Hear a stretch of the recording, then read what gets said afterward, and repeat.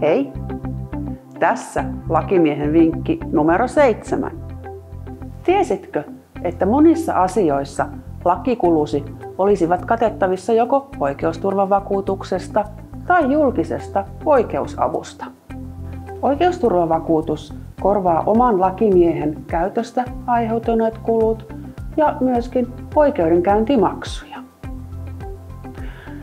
Vakuutusta voi käyttää muun muassa niin riita-, rikos- kuin hakemusasioiden hoitamisessakin.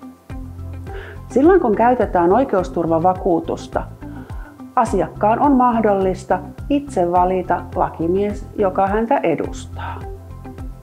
Oikeusturvavakuutus sisältyy usein muihin vakuutuksiin, kuten kotivakuutukseen tai esimerkiksi autovakuutukseen.